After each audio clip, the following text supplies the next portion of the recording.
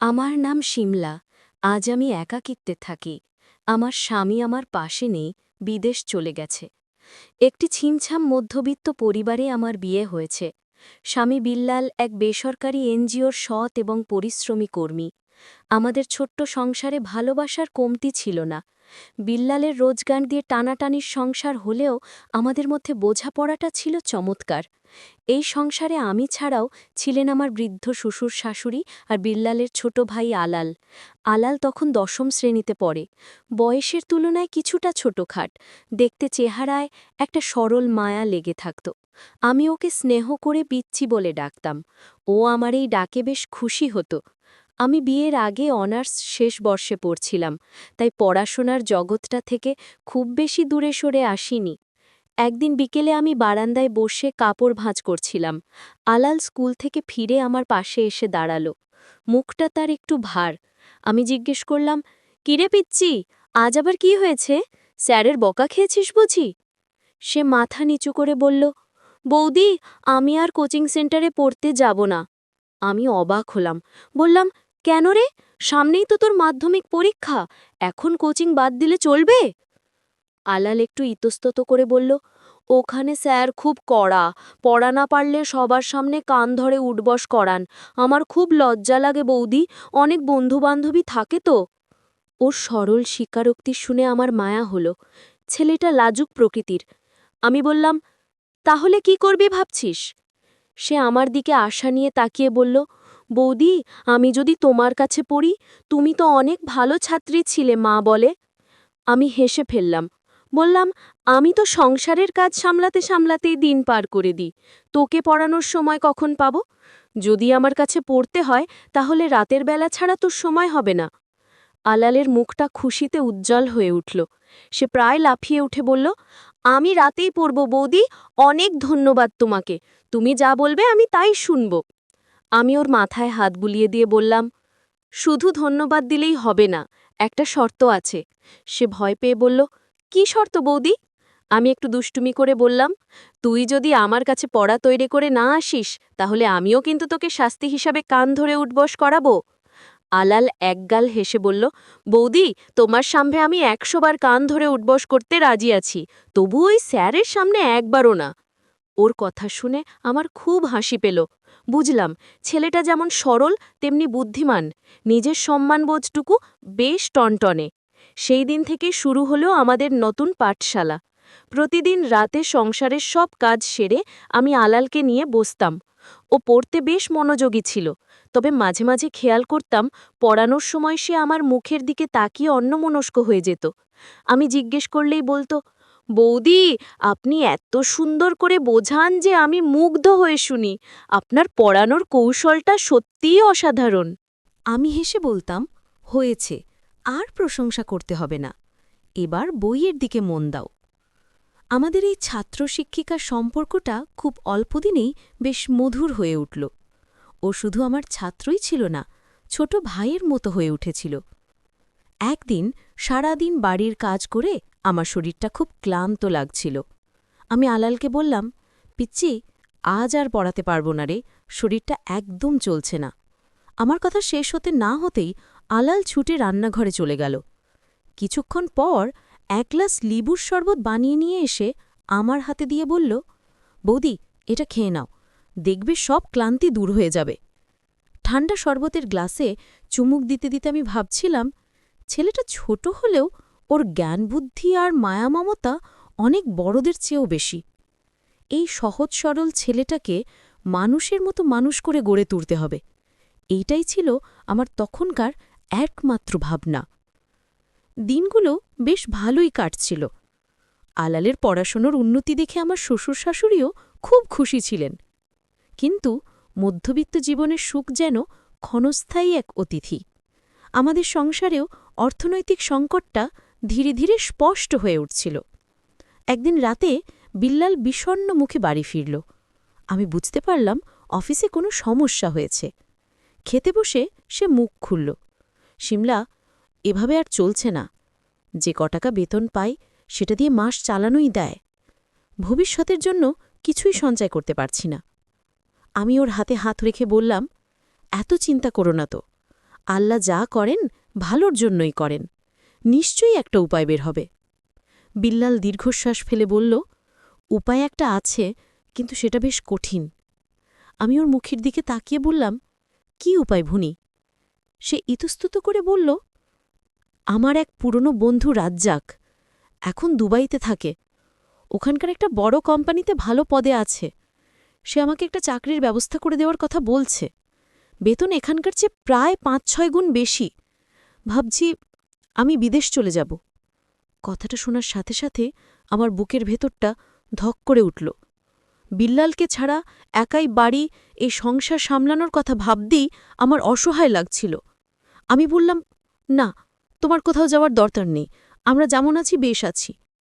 বিল্লাল আমাকে বোঝানোর চেষ্টা করল, শিমলা, আবেগ দিয়ে তো জীবন চলে না, আমাদের ভবিষ্যতের কথা ভাবতে হবে। আলালের পড়াশুনো, বাবা মায়ের চিকিৎসা, এগুলোর জন্য অনেক টাকার প্রয়োজন। আমি বিদেশে ২-৩ বছর থাকলে আমরা একটা ভালো ভিত তৈরি করে নিতে পারব। আমি জানি বিল্লাল যা বলছে তা আমাদের ভালোর জন্যে, কিন্তু মন মানছিল না। কয়েকদিন ধরে আমাদের মধ্যে এই নিয়ে অনেক কথা হল। অবশেষে সংসারের কথা ভেবে ভবিষ্যতের দিকে তাকিয়ে আমি রাজি হতে বাধ্য হলাম। যাওয়ার দিন ঘনিয়ে এলো। বাড়ি জুড়ে একটা চাপা বিষাদের সুর। শ্বশুর শাশুড়ি মুখে কিছু না বললেও তাদের চোখের কোণে জল আমি স্পষ্ট দেখতে পেতাম। আলালও কেমন যেন চুপসে গিয়েছিল। সারাদিন আমার আঁচল ধরে ঘুরঘুর করত। যাওয়ার আগের রাতে বিল্লাল আলালের কাঁধে হাত রেখে বলল, আলাল, আমি তো চলে যাচ্ছি। তুই কিন্তু বাড়ির বড় ছেলে এখন। বাবা মায়ের দিকে খেয়াল রাখবি, আর সবচেয়ে বড় কথা, তোর বৌদির প্রতি খেয়াল রেখিস, ওকে কোনো কষ্ট দিস না। আলাল ভাইয়ের হাত ধরে প্রায় কেঁদে ফেলে বলল, ভাইয়া, তুমি কোনো চিন্তা করো না, আমি বৌদিকে চোখে চোখে রাখব। পরদিন সকালে আমরা সবাই বিল্লালকে এয়ারপোর্টে বিদায় জানাতে গেলাম। প্লেন ছেড়ে দেবার আগ পর্যন্ত সে আমাদের দিকে তাকিয়ে হাত নাড়ছিল। আমার চোখ দিয়ে অঝরে জল পড়ছিল। মনে হচ্ছিল আমার পৃথিবীটা বুঝি ফাঁকা হয়ে গেল। আলাল আমার হাতটা শক্ত করে ধরে রেখেছিল, যেন আমাকে সান্ত্বনা দেওয়ার চেষ্টা করছে। সেদিন বাড়ি ফেরার পথটা আমার কাছে ১০০০ মাইলের চেয়েও দীর্ঘ মনে হয়েছিল। বিল্লাল বিদেশ চলে যাওয়ার পর প্রথম কয়েকটা সপ্তাহ বেশ স্বাভাবিকভাবেই কাটল। প্রতিদিন নিয়ম করে ভিডিও কলে কথা হতো। সংসারের সব খবর, আলালের পড়াশোনার খোঁজ খবর সব নিত।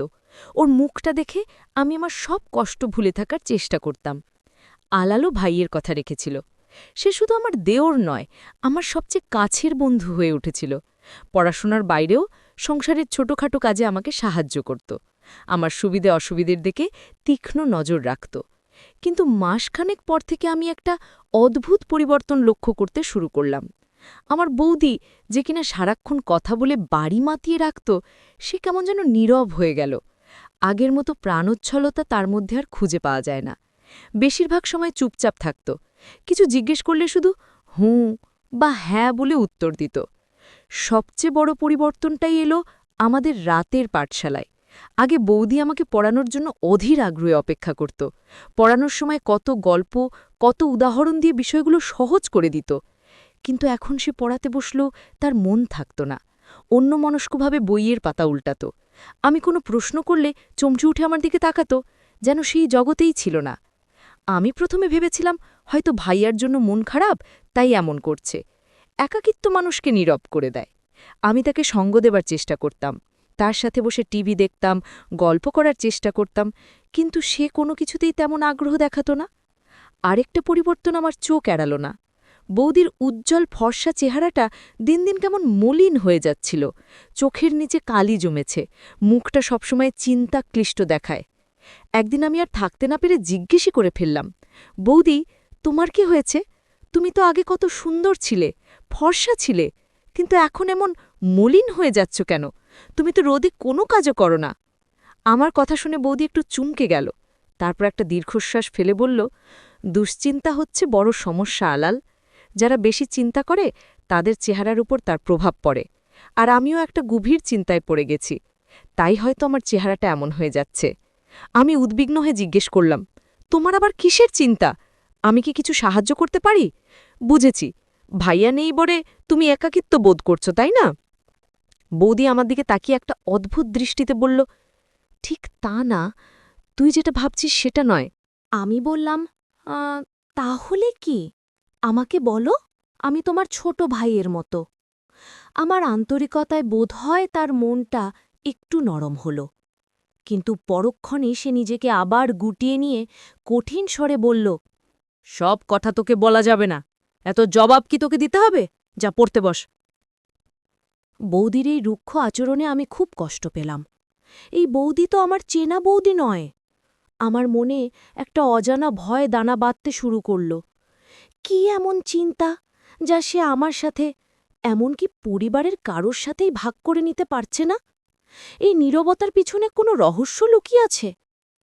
বৌদির নীরবতা আর মলিন চেহারার পাশাপাশি আরেকটি বিষয় আমাকে ভীষণভাবে ভাবিয়ে তুলছিল।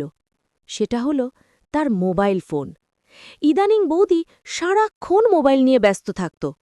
যখনই আমি তাকে দেখতাম, হয় সে মোবাইলের স্ক্রিনে তাকিয়ে কিছু একটা করছে, নয়তো কানে ফোন নিয়ে নিচু স্বরে কথা বলছে। ব্যাপারটা এমন পর্যায়ে গিয়েছিল যে সে রান্না করার সময়ও মোবাইলটা চুলার পাশে রেখে দিত। কারো ফোন এলেই ছুটে বারান্দার বা ঘরের কোণে চলে যেত, যেন তার কথা কেউ শুনতে না পায়। এই লুকোচুরি আমার মনে সন্দেহের বীজ বপন করতে শুরু করল। আমি প্রথমে ভেবেছিলাম হয়তো ভাইয়ার সাথেই কথা বলে। বিদেশের সময়ের অনেক পার্থক্য, তাই হয়তো এমন লুকিয়ে কথা বলতে হয়। কিন্তু ভাইয়ার সাথে কথা বললে তো তার মুখে হাসি থাকার কথা, আনন্দ থাকার কথা। উল্টো ফোন রাখার পর তার মুখটা আরও বেশি গম্ভীর আর চিন্তিত হয়ে যেত। আগের মতো সে আমাকে আর পড়াতো না, আমার সাথে বেশি একটা কথাও বলতো না। আমাদের রাতের পড়াশোনা প্রায় বন্ধ হওয়ার উপক্রম। আমি পড়তে বসলে সে বলতো, আজ আমার শরীর ভালো নেই, বা আজ অনেক কাজ, তুই নিজে পড়ে নে। আমার সন্দেহটা দিন দিন বাড়ছিল। একদিন আমি সাহস করে বৌদিকে জিজ্ঞেস করেই ফেললাম, বৌদি, তুমি সারাক্ষণ কার সাথে এত কথা বলো ফোনে? আমার প্রশ্নে সে যেন কিছুটা অপ্রস্তুত হয়ে গেল। নিজেকে সামলে নিয়ে স্বাভাবিক হওয়ার চেষ্টা করে বলল, "আম, আর কার সাথে কথা বলবো? তোর ভাইয়ার সাথে?" তার উত্তরটা আমার কাছে সন্তোষজনক মনে হল না। আমার ভেতরের গোয়েন্দা সত্তাটা জেগে উঠল। আমি ঠিক করলাম আমাকে এর সত্যতা যাচাই করতে হবে। আমি একটা বুদ্ধি বের করলাম। বললাম, ও আচ্ছা বৌদি, তোমাকে একটা কথা বলি, কিছু মনে করবে না। তোমার মোবাইলটা একটু আমাকে দেবে, একটা গেম খেলব। আমার কথা শুনে বৌদির মুখের রং পাল্টে গেল। সে ইতস্তত করে বলল, আমার মোবাইলে কোনো গেম নেই আলাল। আমিও ছাড়ার পাত্র নই। বললাম, সমস্যা নেই, আমি ইন্টারনেট থেকে ডাউনলোড করে তারপর খেলব। দাও না প্লিজ, বেশিক্ষণ লাগবে না। বৌদি আবার সরাসরি রিফিউজ করল। বলল, না, এখন হবে না, মোবাইলে চার্জ নেই, কালকে দেব। আমি আর জোর করলাম না। বললাম, ঠিক আছে, কাল দিও। কিন্তু আমি বুঝে গিয়েছিলাম, দাল মেয়ে কুছ কালা হ্যায়। সে আমাকে মোবাইলটা দিতে চায় না, কারণ সেখানে এমন কিছু আছে যা সে আমার থেকে লুকাতে চায়। আমি নিশ্চিত হলাম, বৌদি ভাইয়ার সাথে কথা বলে না, সে অন্য কারোর সাথে কথা বলে। কিন্তু কে সেই মানুষ? বৌদি কেন আমাদের সবার থেকে এই ব্যাপারটা লুকিয়ে যাচ্ছে? আমার মনটা অজানা আশঙ্কায় ভারী হয়ে উঠল। এর ঠিক পরের দিনই এমন একটা ঘটনা ঘটল যা আমার সব সন্দেহকে সত্যি প্রমাণ করে দিল। বিকেলে মা রান্নাঘরে কাজ করছিলেন। হঠাৎ মায়ের ফোনে রিং বেজে উঠল। মা ফোন ধরে অপর প্রান্তের কথা শুনে চমকে উঠলেন। আমি পাশের ঘর থেকে শুনলাম, মা বলছেন, হ্যাঁ বিল্লাল, বল বাবা, তুই ভালো আছিস তো? আমি কান খাড়া করলাম। ভাইয়া ফোন করেছে। মা বললেন, কেন, তোর বৌমার নাম্বার ব্যস্ত পাচ্ছিস কেন? সে কি তোর সাথে আজ বা কাল কথা বলেনি? ফোনের ওপার থেকে ভাইয়া কি বলল তা আমি শুনতে পেলাম না, কিন্তু মায়ের মুখের অভিব্যক্তি দেখে বুঝলাম ভালো কিছু নয়। মা বললেন, বলিস কি, আজ 1 সপ্তাহ ধরে কথা বলিসনি? ওর ফোন সারাক্ষণ ব্যস্ত থাকে? আচ্ছা, আমি দেখছি ব্যাপারটা, তুই চিন্তা করিস না। ফোন রেখে মা চিন্তিত মুখে কপালে হাত দিয়ে বসে পড়লেন, আর আমি আড়াল থেকে সবটা শুনে পাথরের মতো স্তব্ধ হয়ে গেলাম। আমার মাথা ঘুরছিল। তাহলে বৌদি আমাকে মিথ্যে বলেছে? সে 1 সপ্তাহ ধরে ভাইয়ার সাথে কথাই বলেনি? তাহলে সে কার সাথে এত সময় ধরে কথা বলে? আমার বুকের ভেতরটা ধড়াস ধড়াস করতে লাগল। আমার সহজ সরল হাসি খুশি বৌদি কি তাহলে কোনো ভুল পথে পা মারিয়েছে? ভাইয়া আর মায়ের ফোন আলাপ শোনার পর আমার পৃথিবীটা যেন ওলটপালট হয়ে গেল। যে বৌদিকে আমি মায়ের মতো সম্মান করতাম, যার প্রতি আমার অগাধ বিশ্বাস ছিল, সেই বৌদি আমাকে আর আমার ভাইকে এত বড় মিথ্যে কথা বলেছে। আমার মনটা তীব্র অভিমানে ভারাক্রান্ত হয়ে উঠল। আমি কিছুতেই বিশ্বাস করতে পারছিলাম না যে আমার বৌদি এমন কাজ করতে পারে।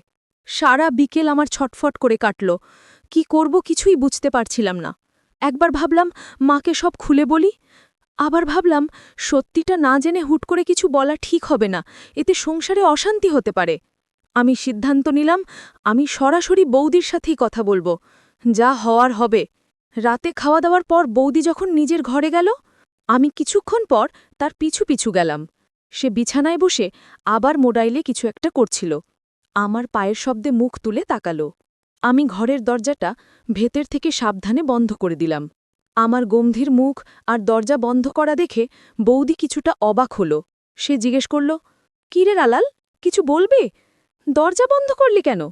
আমি তার চোখের দিকে সরাসরি তাকিয়ে বললাম, "বৌদি, আমি তোমার সাথে কিছু জরুরি কথা বলতে এসেছি। আশা করি তুমি আমাকে সত্যিটা বলবে।" আমার গলার স্বরে এমন কিছু ছিল যা বৌদিকে বিচলিত করে তুলল। সে মোবাইলটা পাশে রেখে সোজা হয়ে বসল। বলল, "কি কথা? এমনভাবে বলছিস যেন আমি কোনো অপরাধ করেছি?" আমি আর কোনো ভূমিকা না করে বললাম, "তুমি আমার সাথে সত্যি কথা বলনি বৌদি। তুমি ভাইয়ার সঙ্গে 1 সপ্তাহ ধরে কথা বলো না কেন? আজ বিকেলে ভাইয়া মায়ের মোবাইলে ফোন দিয়েছিল।" আমার কথা শুনে বৌদির মুখটা ফ্যাকাশে হয়ে গেল। সে যেন ভূত দেখার মতো চমকে উঠেছে। কয়েক মুহূর্ত সে কোনো কথা বলতে পারল না। তার এই নীরবতাই আমার সন্দেহে মোহর দিয়ে দিল। আমি নিজেকে আর ধরে রাখতে পারলাম না। আমার গলায় অভিমান আর খুব একসাথে ফুটে উঠল। কেন মিথ্যে কথা বললে আমাকে? কার সাথে কথা বলো তুমি? সারাদিন ভাইয়া বিদেশে একা একা কত চিন্তা করে, আর তুমি এখানে? আমার কথা শেষ হওয়ার আগেই বৌদি কান্নায় ভেঙে পড়ল। ফুপিয়ে ফুপিয়ে কানতে কানতে বলল, "তোরা সবাই আমাকে সন্দেহ করছিস, তাই না? তোর ভাইও আমাকে সন্দেহ করছে।" তার কান্না দেখে আমার মনটা কিছুটা নরম হল, কিন্তু আমি আমার অবস্থান থেকে সরলাম না। বললাম, "সন্দেহ তো হবেই, তোমার আচরণই তো সন্দেহের মতো। যদি তুমি কোনো ভুল না করে থাকো, তাহলে তুমি বলে ফেলো, কার সঙ্গে এত কথা বলো তুমি?" আমার প্রশ্নে বৌদি কান্না থামিয়ে আমার দিকে তাকালো। তার চোখে ছিল একরাশ ভয় আর অসহায়ত্ব। সে কিছুক্ষণ চুপ করে থেকে কাঁপা কাঁপা গলায় বলল, "বলবো, আমি তোকে সব বলবো। কিন্তু তার আগে তুই আমাকে কথা দে, এই কথা তুই আর কাউকে বলবি না। তোর মা, বাবা, তোর ভাই, কেউ না।" আমি তার শর্তে অবাক হলাম, কিন্তু রহস্যের শেষ পর্যন্ত যাওয়ার জন্য রাজি হলাম। বললাম, "ঠিক আছে, কাউকে বলবো না। এবার তুমি বলো।" বৌদি বিছানা থেকে নেমে আমাকে ঘরের এক কোণে নিয়ে গেল। তারপর ফিসফিস করে চাপা গলায় যা বলল, তার শোনার জন্য আমি মোটেও প্রস্তুত ছিলাম না। তার প্রতিটি কথা আমার মাথায় যেন হাতুড়ির মতো আঘাত করছিল। ঘরের কোণের আবছা অন্ধকারে তার চোখ দুটো চিকচিক করছিল। সে চাপা, ভীত গলায় বলতে শুরু করল, "আলাল, আমি তোকে এখন যা বলতে যাচ্ছি তা শোনার পর হয়তো তুই আমাকে আরও বেশি ভুল বুঝবি, কিন্তু বিশ্বাস কর, আমার আর কোনো উপায় ছিল না।" আমি অধৈর্য হয়ে বললাম, "কি হয়েছে? তুমি খুলে বলো বৌদি।" বৌদি একটা লম্বা শ্বাস নিয়ে বলল, "আসলে বিয়ের আগে আমার জন্য একটা সম্বন্ধ এসেছিল। ছেলেটার নাম রাজ্জাক। আমাদের সম্পর্কের আত্মীয়সূত্তির প্রস্তাবটা এসেছিল। ছেলেটা দেখতে শুনতে ভালো, অবস্থাপন্ন পরিবারের। কিন্তু কথা বলার পর ছেলেটাকে আমার একদম পছন্দ হয়নি। তার কথাবার্তা এক ধরনের অহংকার আর অসম্মানজনক ভঙ্গি ছিল। আমি সরাসরি না করে দিয়েছিলাম। আমি অবাক হয়ে শুনছিলাম। এই ঘটনার সাথে বর্তমান পরিস্থিতির কী সম্পর্ক তা আমি বুঝতে পারছিলাম না। বৌদি বলে চলল, "এরপর আমার সাথে তোর ভাইয়ের বিয়ে হয়ে যায়। আমি রাজ্জাকের কথা ভুলেই গিয়েছিলাম। কিন্তু ভাগ্য আমার সাথে খুব খারাপ একটা খেলা করেছে আলাল। তোর ভাইয়া, মানে আমার স্বামী বিল্লাল, বিদেশে যার হাত ধরে গেল, যার ওপর ভরসা করে আমি গিয়েছিলাম, সেই মানুষটাই হলো ওই রাজ্জাক।" কথাটা শুনে আমি চমকে উঠলাম। বললাম, "এ তো হতেই পারে না।" বৌদির গলা দিয়ে কান্না বেরিয়ে এলো। "হ্যাঁ, এটাই সত্যি। আমি প্রথমে জানতাম না। বিল্লাল যাওয়ার কিছুদিন পর একদিন একটা অচেনা নাম্বার থেকে আমার ফোনে কল আসে। আমি ফোন ধরতেই ওপাশ থেকে রাজ্জাক কথা বলে। সে জানায় যে বিল্লাল তারই অধীনে কাজ করে। আমি প্রথমে বিশ্বাস করিনি, কিন্তু পরে তোর ভাইয়ের কাছে কথার ছলে খোঁজ নিয়ে জানতে পারি বিপত্তিটাই সত্যি। বৌদি শাড়ির আঁচলে চোখ মুছে আবার বলল, প্রথম কয়েকদিন সে আমার সাথে সাধারণ খোঁজ খবর নিত, কিন্তু তারপরই সে তার আসল রূপ দেখাতে শুরু করে। সে আমাকে ফোন করে নানাভাবে চাপ দিত এবং অস্বস্তিকর কথা বলাত। সে বলে আমি নাকি তাকে ফিরিয়ে দিয়ে খুব বড় ভুল করেছি। এখন সে আমাকে দেখিয়ে দেবে সে কি করতে পারে। সে আমাকে হুমকি দেয়। আমি দাঁতে দাঁত চেপে বললাম, লোকটা তোমাকে হুমকি দিচ্ছে? বৌদি মাথা নেড়ে সম্মতি জানিয়ে বলল, হ্যাঁ, সে আমাকে ফোন করে, ঘণ্টার পর ঘণ্টা কথা বলতে বাধ্য করে, হুমকি দেয়। যদি আমি তার কথা না শুনি, তার সাথে কথা না বলি, তাহলে সে আমার স্বামীর অনেক বড় সমস্যা তৈরি করে দেবে। সে তোর ভাইকে মিথ্যা অভিযোগে ফাঁসাতে পারে, চাকরি থেকে বের করে দিতে পারে। বিদেশের মাটিতে তোর ভাই একা, অসহায়। রাজ্জাকে সেখানে অনেক প্রভাব আছে। আমি ভয়ে কাউকে কিছু বলতে পারিনি আলাল। আমি যদি তোর ভাইকে বা বাড়ির কাউকে ব্যাপারটা জানাই, তাহলে রাজ্জাক যদি সত্যি সত্যি তোর ভাইয়ের ক্ষতি করে দেয়। এই ভয়ে আমি দিনের পর দিন একা একাই অত্যাচার সহ্য করে যাচ্ছি। আমি আমার স্বামীর সুরক্ষার জন্যই তার সাথে কথা বলতে বাধ্য হয়েছি। সে বলেছিল, যদি তুই আমার সাথে কথা না বলিস, তাহলে তোর স্বামীর বড় ক্ষতি হবে। সবটা শুনে আমি স্তব্ধ হয়ে গেলাম। আমার পায়ে নিজের মাটি যেন সরে যাচ্ছিল। একটি মানুষ কি করে এত নিচু মানসিক হতে পারে? আমি আমার বৌদিকে কত ভুল বুঝেছি। সে তার স্বামীর সুরক্ষার জন্য নিজের কষ্ট প্রতিদিন সহ্য করে যাচ্ছে, আর আমি তাকে সন্দেহ করেছি। আমার নিজের ওপর তীব্র ঘৃণা হল। আমি বৌদিকে বললাম, বৌদি, তুমি এতদিন একা একা সব সহ্য করেছ, আমাকে একবার বলা উচিত ছিল। বৌদি কেঁদে ফেলল। কি বলতাম তোকে? তুই তো ছোট, আমি খুব ভয়ে আছি আলাল। আমি আর এক মুহূর্ত দেরি করলাম না। আমি বুঝতে পারলাম এখন আর ভয় পেয়ে চুপ করে থাকার সময় নেই। এখন সময় পাল্টা আঘাত করার। আমি বৌদের চোখের জল মুছে দিয়ে দৃঢ় কণ্ঠে বললাম, তুমি কোনো চিন্তা করবে না বৌদি, আমি সব কিছুর ব্যবস্থা করছি। ওই রাজ্জাক নামের লোকটাকে তার কাজের শাস্তি পেতেই হবে। সেই মুহূর্তে ১০ম শ্রেণীতে পড়া আমি যেন এক শুনকাইনে অনেক বড় হয়ে গেলাম। আমার কাঁধে এখন শুধু পড়াশোনার ভার নয়, আমার বৌদির সম্মান আর আমার ভাইয়ের জীবন বাঁচানোর দায়িত্ব এসে পড়েছে। বৌদির কাছ থেকে শোনা সবটা আমি ভাইকে ফোন করে বলবো না বলে সিদ্ধান্ত নিলাম। সবটা শোনার পর আমার মাথা কাজ করা শুরু করে দিল। ভয়ে, ক্ষোভে আর উত্তেজনায় আমার ভেতরটা তোলপাড় করছিল। কিন্তু আমি জানতাম এখন ভেঙে পড়লে চলবে না, আমাকেই উপায় বের করতে হবে। বৌদি আমার দিকে অসহায়ভাবে তাকিয়েছিল, তার চোখে ছিল এক রাশ আশা। আমি তাকে হতাশ করতে পারি না। বৌদিকে শান্ত করে বিছানায় বসালাম, এক গ্লাস পানি এনে তাকে খেতে দিলাম এবং বললাম, বৌদি, তুমি আগে শান্ত হও, কান্নাকাটি করে কোনো লাভ নেই, আমাদের এখন ঠান্ডা মাথায় ভাবতে হবে। বৌদি ফোপাতে ফোপাতে বলল, কি ভাবব আমি, আমার মাথা কাজ করছে না, রাজ্জাক যদি বিল্লালের কিছু করে দেয়? আমি তাকে থামিয়ে দিয়ে বললাম, কিছুই হবে না, আমরা ভাইয়াকে সব জানাব। আমার কথা শুনে বৌদি আটকে উঠল, বলল, না, এই কাজ করিস না, বিল্লাল খুব মাথা গরম মানুষ, ও যদি রাজ্জাকের সাথে সরাসরি ঝামেলায় জড়ায় তাহলে বিপদ আরও বাড়বে। আমি বললাম, বৌদি, তুমি ঠিক বলেছ, আমরা ভাইয়াকে এমনভাবে জানাব যেন সে মাথা গরম না করে, আর এই কাজটা আমি করব। আমি আমার পরিকল্পনাটা বৌদিকে খুলে বললাম। প্রথমে কিছুটা দ্বিধা করলেও আমার আত্মবিশ্বাস দেখেই সে রাজি হল। পরের দিন সকালে আমি মায়ের ফোনটা নিলাম। মাকে বললাম, আমার এক বন্ধুর সাথে জরুরি কথা আছে, আমার ফোনে ব্যালেন্স নেই। মা সরল বিশ্বাসে ফোনটা আমাকে দিয়ে দিলেন। আমি নিজের ঘরে এসে দরজা বন্ধ করলাম। তারপর মায়ের নাম্বার থেকে সরাসরি ভাইয়াকে ফোন দিলা, কারণ বৌদির নাম্বার থেকে ফোন দিলে রাজ্জাক হয়তো ট্রেস করতে পারে বা ভাইয়াকে কিছু বলতে পারে। ২-৩ বার রিং হওয়ার পর ভাইয়া ফোন ধরল, বলল, হ্যালো মা, কেমন আছিস? আমি গলাটা করে বললাম, ভাইয়া, আমি আলাল। আমার গলা শুনে ভাইয়া অবাক হল, বলল, কিরে তুই, মায়ের ফোন থেকে? সব ঠিক আছে তো? বৌদি ভালো আছে?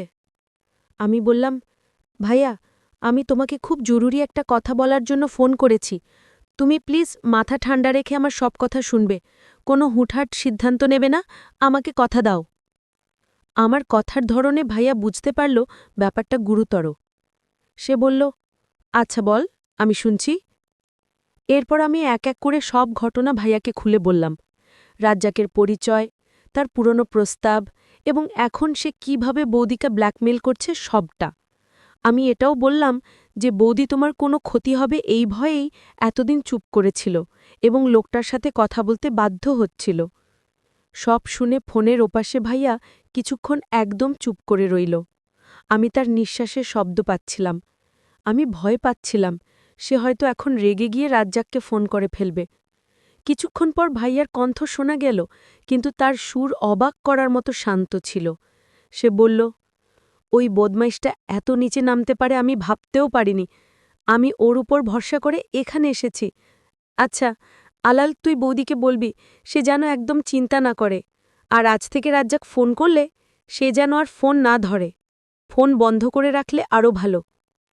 আমি বললাম, কিন্তু ভাইয়া, সে যদি তোমার ক্ষতি করে? ভাইয়া দৃঢ় কণ্ঠে বলল, সে সুযোগ আমি তাকে দেব না। আমি দেখছি কি করতে হবে। তুই শুধু বৌদিকে সাহস দিবি আর ওর পাশে থাকবি।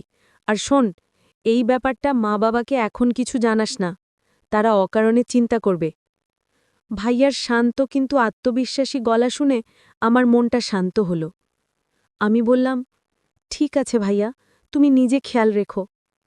ফোন রেখে আমি বৌদির কাছে ছুটে গেলাম এবং তাকে সবটা খুলে বললাম। ভাইয়ার কথা শুনে তার ফ্যাকাশে মন্ঠে যেন একটু রক্তের আভা ফিরে এলো। তার চোখ দুটো কৃতজ্ঞতায় ছলছল করতে লাগল।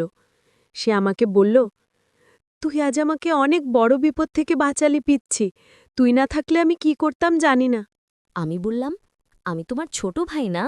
ভাইয়ের জন্য এটুকু তো করতেই পারি। সেদিন থেকে আমাদের দুজনের মধ্যে এক নতুন সমীকরণ তৈরি হল। আমরা আর শুধু দেওর বৌদি ছিলাম না, আমরা ছিলাম একে অপরের সবচেয়ে বড় সাপোর্টার।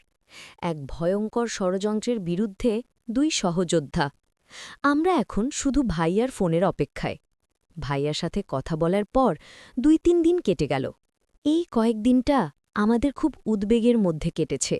বৌদি ভাইয়ার কথা মতো রাজ্জাকের ফোন ধরা পুরোপুরি বন্ধ করে দিয়েছিল।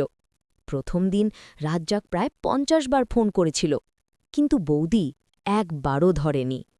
আমরা দুজনেই ভয়ে ভয়ে ছিলাম, এই বুদি বিদেশ থেকে কোনো খারাপ খবর আনবে তো। তৃতীয় দিনের মাথায় বিকেলে ভাইয়া আবার মায়ের নাম্বারে ফোন দিল। আমি ফোনটা ধরে হ্যালো বলতেই ওপাশ থেকে ভাইয়ার উচ্ছ্বসিত গলা শুনতে পেলাম, আলাল, সব ঠিক হয়ে যাচ্ছে। আমি খুশিতে প্রায় চিৎকার করে উঠলাম, সত্যি ভাইয়া? কি হয়েছে, খুলে বলো।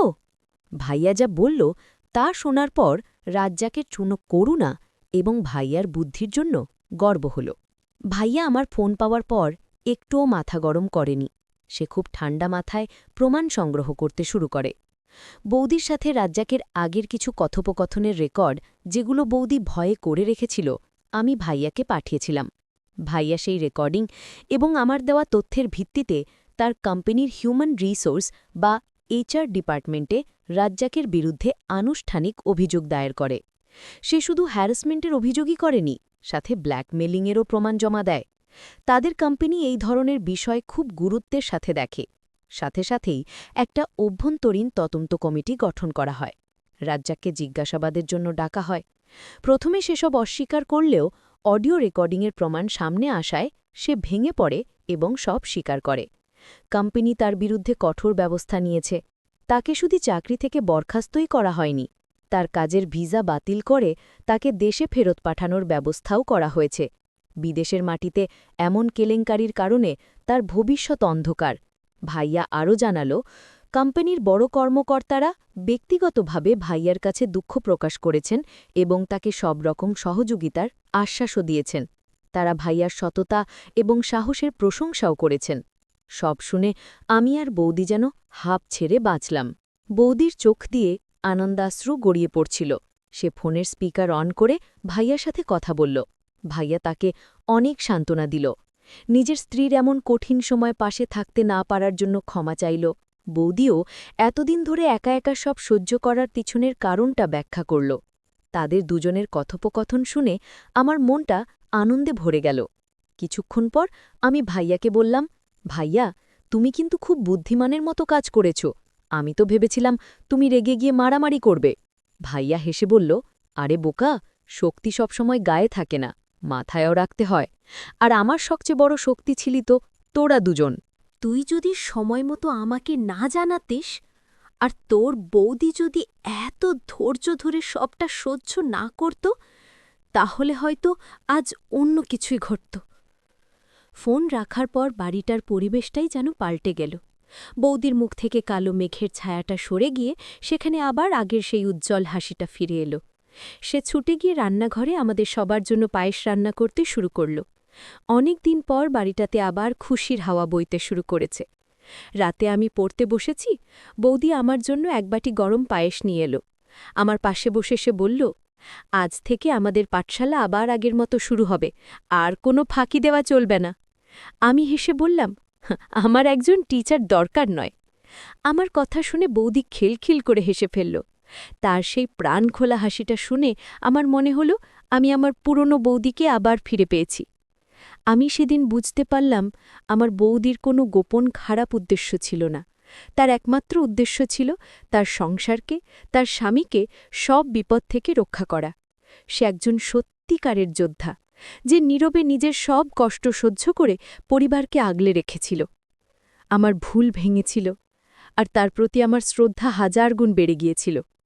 গল্পের শিক্ষা: কোনো মানুষের আচরণে হঠাৎ পরিবর্তন দেখলে তাকে ভুল বোঝার আগে বা কোনো সিদ্ধান্তে পৌঁছনোর আগে তার পেছনের কারণটা জানার চেষ্টা করা উচিত। অনেক সময় নীরবতার আড়ালে অনেক বড় আত্মত্যাগের গল্প লুকিয়ে থাকে। খোলাখুলি কথা বললে অনেক বড় সমস্যারও সহজ সমাধান খুঁজে পাওয়া যায়। বন্ধুরা, গল্পটি যদি তোমাদের কাছে ভালো লেগে থাকে তাহলে আমার চ্যানেলটি সাবস্ক্রাইব করে পাশে থাকবা।